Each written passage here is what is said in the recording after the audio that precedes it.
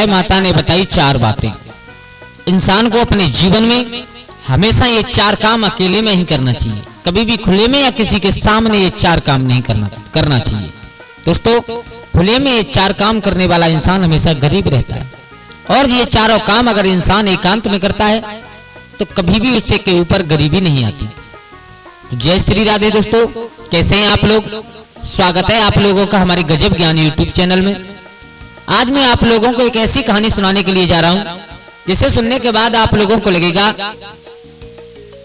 कि हकीकत में इंसान को ये 4 काम एकांत में करना चाहिए, और जो लोग इन 4 कामों को एकांत में करते हैं वो कभी दुखी नहीं रहते। तो दोस्तों, कहानी प्रारंभ करने से पहले आप लोगों से मेरा एक निवेदन है कि अगर आप हमारे गजब ज्ञान यूट्यूब चैनल पर नए दर्शक मेहमान बंधु बनकर के आए हैं तो प्लीज हमारे चैनल को सब्सक्राइब करें और वीडियो को पूरा देखें, क्योंकि जब तक आप लोग वीडियो पूरा नहीं देखोगे तब तक पूरी बात समझ में नहीं आएगी, और आधा अधूरा ज्ञान हमेशा खतरनाक साबित होता है। तो हमेशा वीडियो को पूरा ही देखा करें।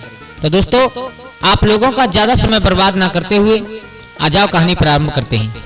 किसी नगर में और एक भोला नाम का ग्वाला रहा करता था। उसका यही काम था कि रोजाना गाय चराता था। उसके पास बेचारे के पास गाय तो थी एक आध, लेकिन और जो अमीर लोग थे और जो जमींदार लोग थे उनकी गाय चराने के लिए ले जाता था। लेकिन ले जाता कैसे? उनकी पूरे दिन गाय चराता और शाम को उनसे और अपने गाय चराने का पैसा लेता था। उसका पैसा क्या था?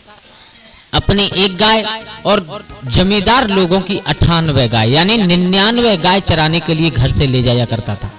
दोस्तों, आप लोग जानते हो कि हमारे हिंदू धर्म में और गाय को कितनी मान्यता दी गई है। गाय को माता माना गया है, क्योंकि हमारी इस गाय माता में 33 कोट देवी देवता का वास होता है।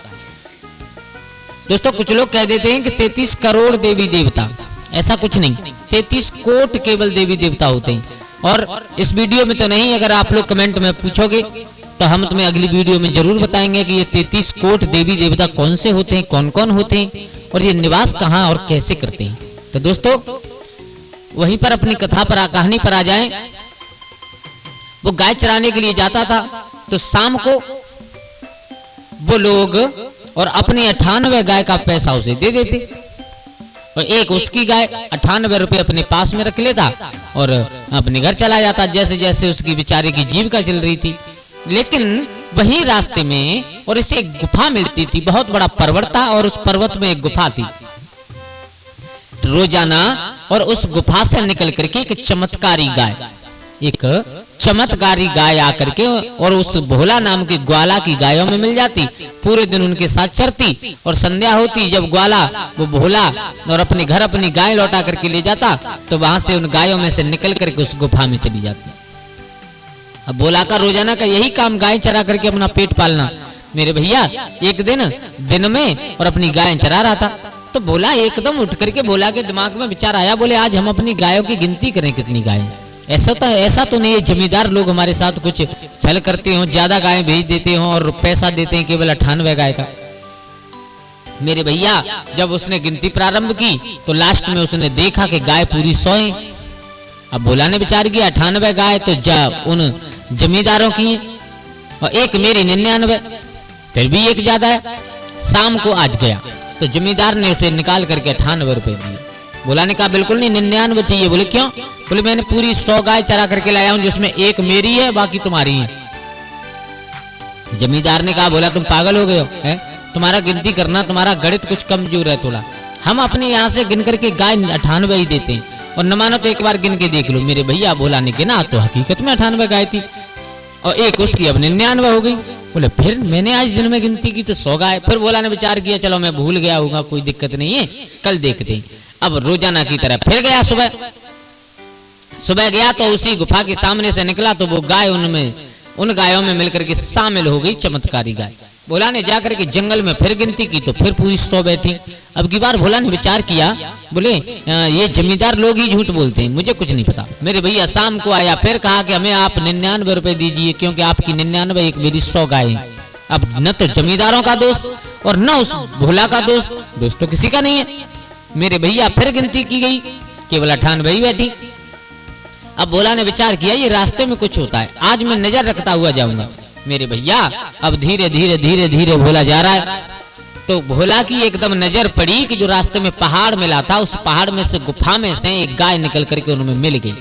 भोला ने समझ लिया, बोले यही गाय है, यही गाय है। आज भोला ने विचार किया, बोले ये देखेंगे, चलो कोई बात नहीं, पूरे दिन चरने दो, लेकिन शाम को ये कहाँ जाएगी। जब शाम को लौट कर आए, वो गाय उस गुफा में घुसी। भोला ने अपनी 99 गायों को छोड़ दिया, उसके पीछे पीछे चल दिया। तो जाकर के देखा कि उसी गुफा में एक बहुत बुजुर्ग संत बैठे हुए, तपस्या में लीन है, समाधि लगा करके बैठे। अब भोला चुपचाप छुप करके देख रहा है, वो गाय जाकर के वहीं खड़ी हो गई। कुछ देर बाद साधु की समाधि खुली। मेरे भैया अब समाधि खुली तो गाय चमत्कारी गाय थी, और उसका क्या नियम था कि वो स्वर्ण गोबर किया करती थी, हमेशा सोने का गोबर। मेरे भैया अब जैसे ही उस गाय ने गोबर किया, उस महात्मा ने उठा करके उस गोबर को और ले जा करके और अपने भंडारे में जहां पर धर रखा हुआ था वहां पर रख दिया। महात्मा तो चले गए। अब भोला हाथ जोड़ करके उस गाय के सामने बैठ गया। मैया देख, मेरे 4 बच्चे हैं छोटे छोटे, और मैं अपनी जीविका चलाता हूँ गायों को चरा करके। भैया तू मेरे साथ चली है इतने दिन तक, माँ ऐसा कोई काम करो जो मेरी गरीबी दरिद्रता दूर हो जाए। उसने गाय ने कहा, बोला आप थोड़ी देर यहाँ रुकिए, मैं अभी गोबर करूंगी, उस गोबर को ले जाना।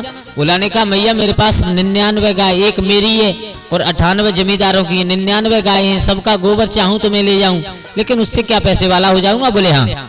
बोले कैसे। बोले ऐसे, मैं कोई साधारण गाय नहीं हूँ, मैं एक चमत्कारी गाय हूँ और मैं स्वर्ण गोबर किया करती हूँ हमेशा। मेरे भैया भोला थोड़ी देर रुका। अब थोड़ी देर बाद उस गाय ने गोबर किया। भोला उस गोबर को लेकर के घर आ गया। मेरे भैया अब अंदाज लगाना, जिसके पास कुछ नहीं हो उसे धन कमाने का थोड़ा बहुत स्रोत मिला। 2, 4, 6, 8, 10 दिन व्यतीत हुए। भोला की गरीबी दूर होने लगी। रोजाना का यही काम बन गया कि गाय उसकी गायों में चरने जाती है और शाम को अपनी गुफा में चली जाती है, और दिन में एक बार भोला को स्वर्ण गोबर दे करके जाती थी। मेरे भैया अब तो कुछ दिन बाद भोला धनी हो गया, और जब धनी हुआ तो आप लोग जानते हो कि ऐसा कोई इंसान नहीं है जिसे पैसा मिलकर के, धन मिलकर के उसे घमंड ना हुआ हो।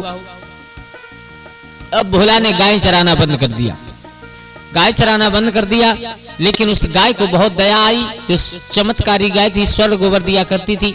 उसने विचार किया, चलो भोला नहीं आ रहा है, कोई बात नहीं, हम उसके घर चले जाएंगे, वो उसके घर जाए, थोड़ा सा गोबर दे के चली आए। अब मेरे भैया अब नगर वासियों में चर्चा चली।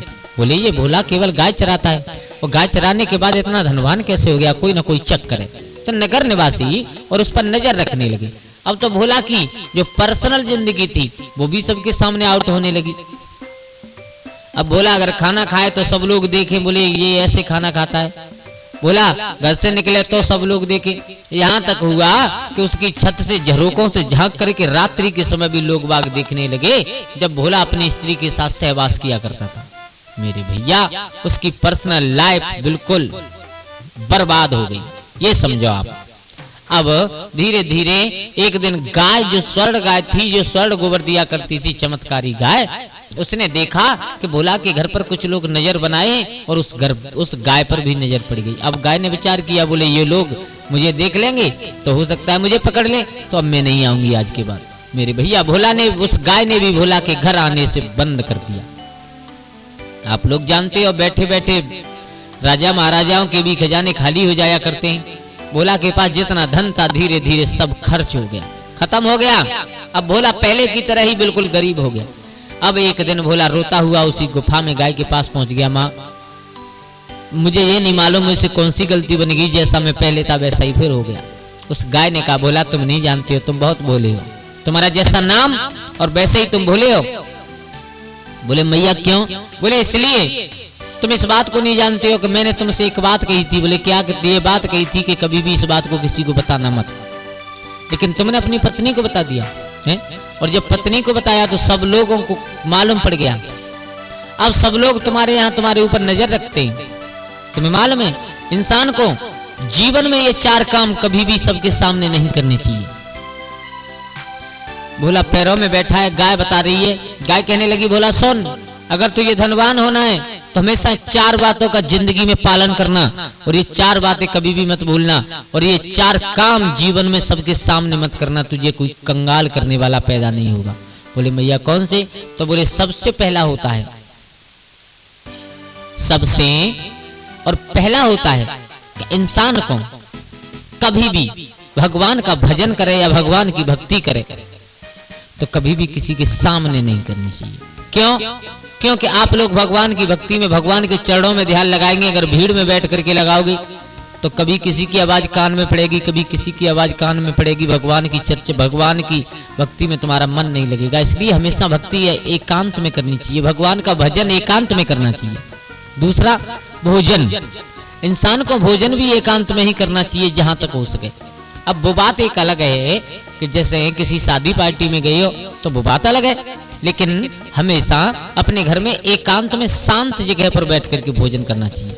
इसका कारण है अन्नपूर्णा मैया का अपमान हुआ करता है हमेशा, जिससे मां लक्ष्मी नाराज हो जाती है।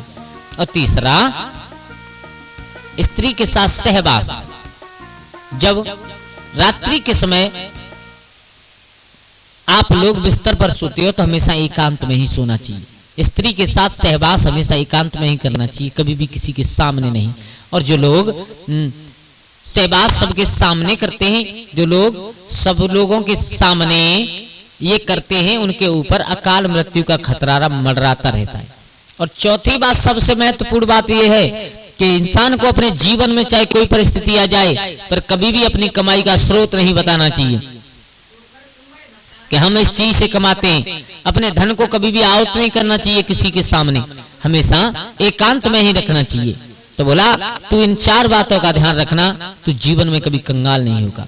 मेरे भैया, उस गाय ने ये बात समझाई और ये बात हमें भी अपने जीवन में उतार लेनी चाहिए कि भोजन, भजन, खजाना और स्त्री, इन चारों को हमेशा पर्दा में ही रखना चाहिए, हमेशा, क्योंकि ये चीज पर्दा में ही ज्यादा शोभा देती है।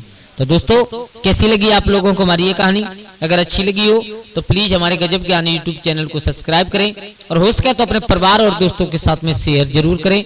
आज के लिए बस इतना ही, कल फिर मिलते हैं किसी एक नई कहानी, एक नई चर्चा के साथ। तब तक के लिए सभी लोग आनंदित रहिए, खुश रहिए। जय श्री राधे, जय श्री राम।